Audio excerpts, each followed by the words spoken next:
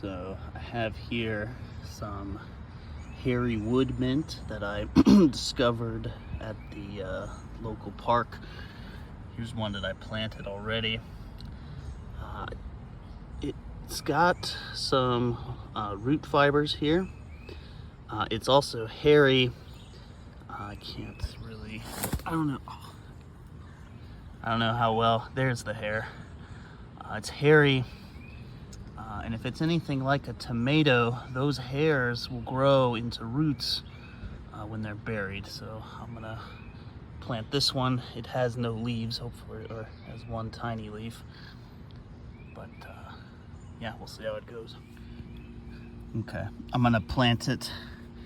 So again, the hairs I think are gonna turn into roots. There are some roots at the end of this stalk, but I'm gonna bury it a little bit farther down. There's one tiny leaf here. Hopefully that's enough to get this started.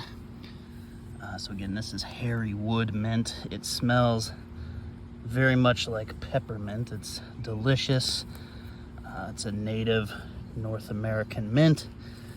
So I'm very excited to have that in my food forest.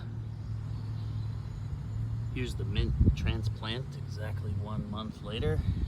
It started new leaves. So far it's been a success. And the smaller one also sprouted new leaves, so looks like we were 2 for 2. Here's a gooseberry cutting that I discovered at the local park. I basically cut it out of the ground. It's got some roots on it. That stick is an old branch that it gets buried and then it grows roots. It's called layering. I just took this one from the wild and I'm gonna plant it in my garden. It was abundant where I took it, but it's rare here. That's how I justify it. And here is one I actually took from a different place nearby, gooseberry. So I'll have 2 different individual gooseberries that should produce seed, and then I can spread the seed instead of stealing.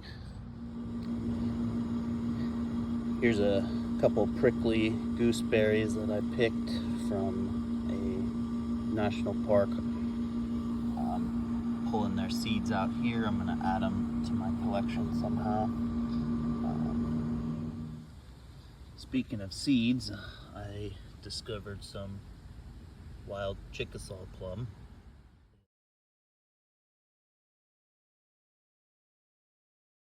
The other day, collected the seed. I put them in the bottom of this planter. I let them get rained on, and then I'm just gonna put a planter where I've got the young hawthorn on top. I'll let the hawthorn grow. Those seeds need to stratify through the winter, so they should be good just like this, and then in the spring I should be able to take them out and plant them. Another good plant to discover is the black cherry. These are all right if you can get them, but they're better for the birds. It's a pretty big tree. And the seeds, I don't know if you can see them up there, but the seeds are pretty easy to collect. You can find them whole or on the ground as a fruit, but you can also find them as volunteers. So if we come over to this side of the garden, there's a small black cherry volunteering there, so didn't even have to leave the colony for this one. I'm gonna stratify the black cherry pits the same way that I do the plums. So they're the same family, Prunus. They need about the same cold stratification. So keep them in here for now. Make sure they don't dry out, and just keep the hawthorn on top. This hawthorn was also started from seed last year. It's one of my favorite plants, so I'll have a video about that in particular.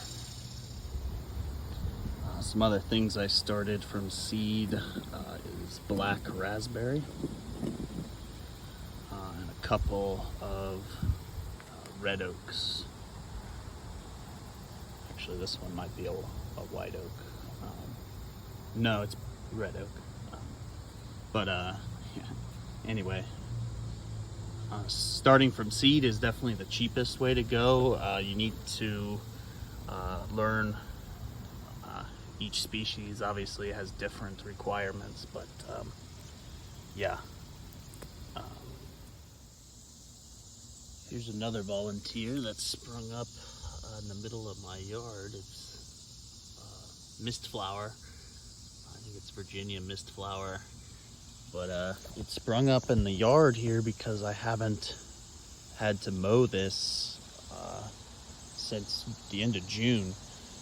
So this is almost September and I haven't mowed back here thanks to the nice canopy of trees. So if you've got trees in your backyard, if you want to plant them, one of the advantages is you won't have to mow as much, and then you might get cool stuff volunteering in your yard.